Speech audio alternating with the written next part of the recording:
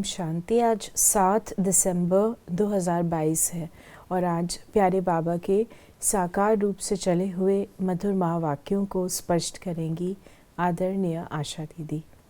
ओम शांति दीदी। ओम शांति। बाबा ने कहा, मीठे बच्चे, तुम्हें अच्छे संस्कार धारण कर पतितों को पावन बनाने की सर्विस करनी है, अंधों की लाठी बनना है। अच्छे संस्कार धारण कर, ये कहा, तुम्हें सेवा करनी, पतितों को पावन बनाने की, अंधों की लाठी बनना है। अंधों की लाठी ज्ञान, पतित से पावन प्रैक्टिकल सेवा योग के द्वारा और स्वयं के लिए अच्छे संस्कार धारण करने हैं। प्रश्न है, पिछाड़ी के समय कौन सी अवस्था आनी है?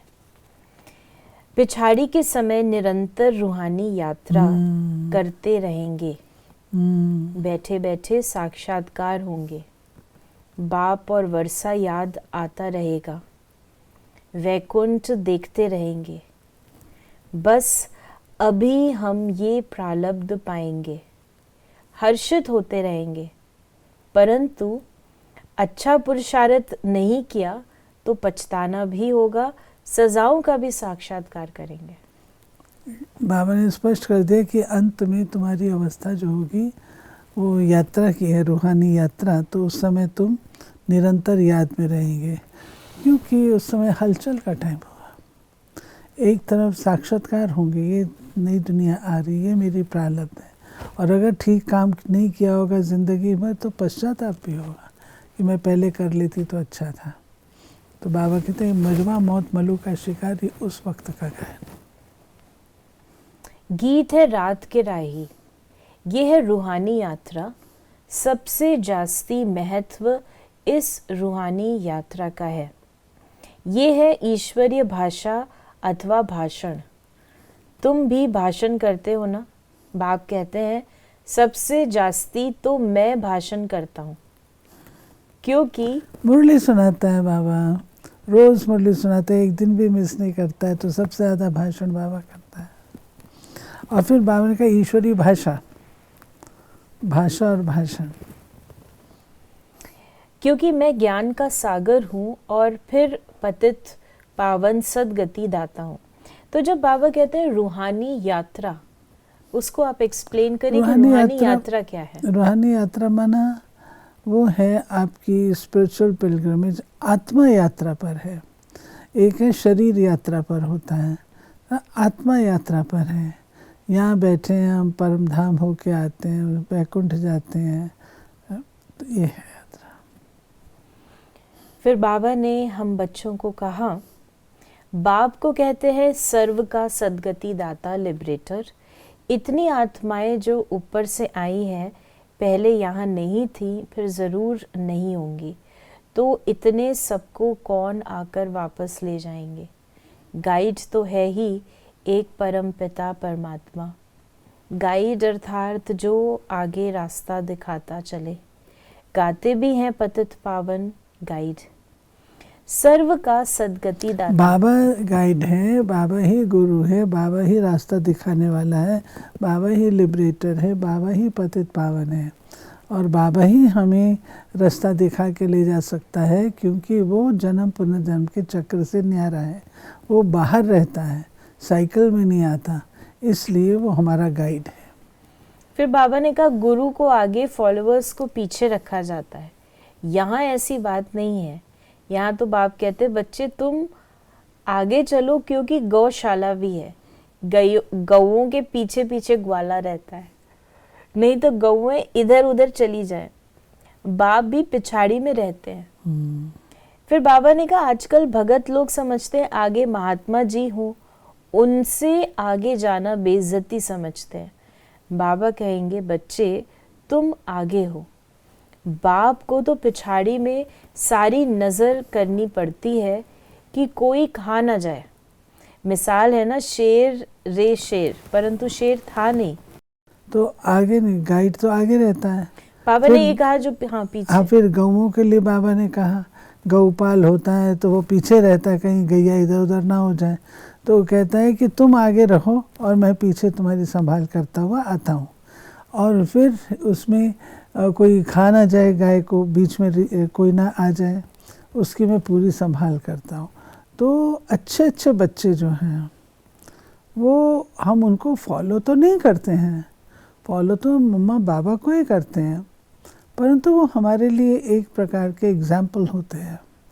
संभालता तो बाबा ही है, जैसे गौओं के झुंड के लिए बताया। फिर उसके बाद बाबा ने कहा कि विनाश के लिए बोलते हैं कि ब्रह्मा कुमारी कहते विनाश होगा, विनाश होगा, हुआ तो है नहीं। तो जैसे वो शेर की कहानी है, शेर आया, शेर ईद ना करके वो खा गया। तो ऐसे ही बाबा कहते हैं समय आएगा जो कि अचानक ही होगा, और बाबा ने तो बता रखा अचानक और एवर रेडी ही ये शेर आएगा।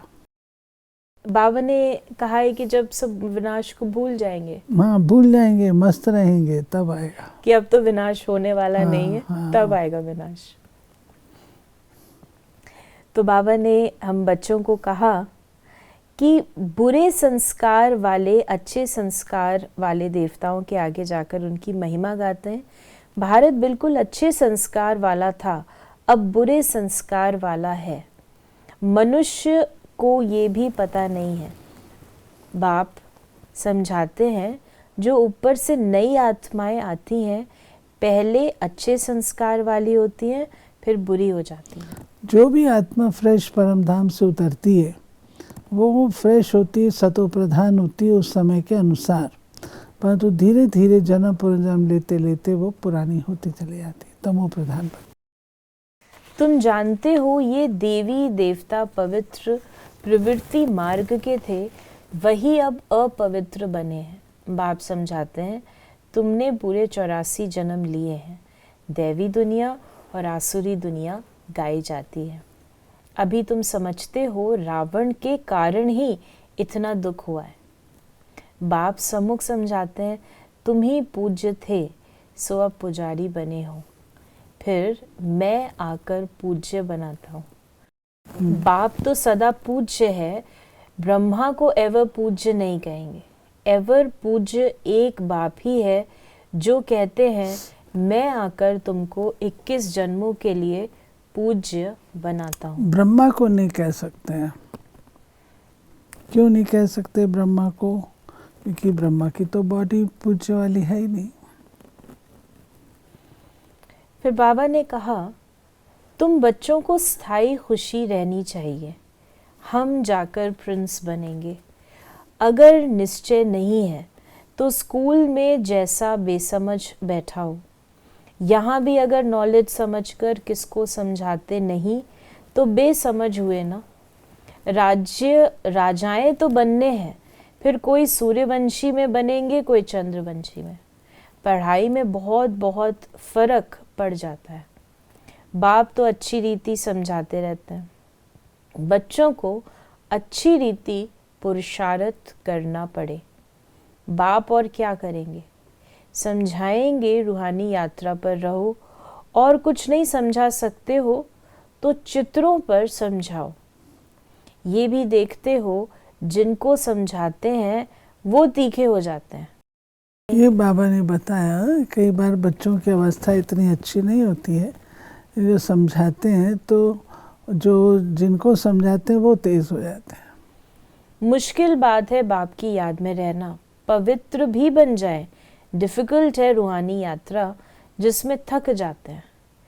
अगर सारा दिन याद ठहर जाए फिर तो कर्मातीत अवस्था ही हो जाए। स्कूल में पास तो तब होंगे जब रिजल्ट निकलेगी। मुख्य है रूहानी यात्रा की बात। फिर बाबा ने कहा कि घड़ी घड़ी एक दो को सावधानी देते रहें तो भी अहो भाग्य।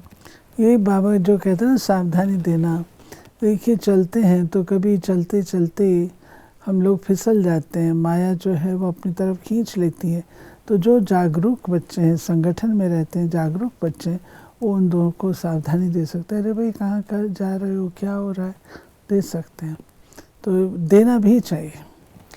बहुत फेल होते हैं इसलिए कहते हैं हमको योग में बिठाओ, हमको शांति पसंद है। शांति का नाम सुना है ना? कोई कहते हैं निष्ठा में हमको शांति मिलती है, ये भी गपोड़ा है। आधा घंटा योग में बैठकर चले गए, वो कोई शांति नहीं है, वो अल्पकाल की हो गई। शांति तब मिल सकती है जब गृहस्थ व्यवहार में रहते पवित्र बन रूहानी यात्रा पर रहें। ऑफिस में बैठे, घर में बैठे यात्रा करते रहो, जो अवस्था तुम्हारी पिछाड़ी में आनी है। यानी बाबा कहते हैं कि यात्रा में तुमको कहीं उठ के जाने की जरूरत नहीं है, बैठे बैठे तो घर में भी बैठे हो तो भी यात्रा कर सकते हो, क्योंकि उसमें बाबा को याद ही करना है ना। आज बाबा ने वरदान दिया, संकल्प से भी मेरेपन की मैल को समाप्त कर, बोझ से हल्का रहने वाले फरिश्ता भव। मेरेपन का विस्तार ही बोझ है। कोई भी मेरापन, मेरा स्वभाव, मेरा संस्कार, मेरी नेचर, कुछ भी मेरा है तो बोझ है, और बोझ वाला उड़ नहीं सकता, फरिश्ता बन नहीं सकता। संकल्प में भी मेरेपन का भान आया तो समझो मैले हो गए। किसी भी चीज़ पर मैल चढ़ जाए तो मैल का बोझ हो जाएगा। तो सब बोझ बाप हवाले कर मेरेपन की मैल को समाप्त करो तो फरिश्ता बन जाएंगे। बाबा ने बताया हुआ हम बच्चों को कि मेरापन मैलापन है, जितना मेरापन रहेगा उतना ही आत्मा के ऊपर मैल चढ़ेगी। स्लोगन है, हर परिस्थिति में फुल पास होने वाले ही मास्टर सर्वशक्तिवान है। तो ये थे बाबा के आज के मधुर महावाक्यों का स्पष्टीकरण। यदि आपके मन में कोई सवाल है तो मैसेज या व्हाट्सएप करें 8826599309 पर। ओम शांति।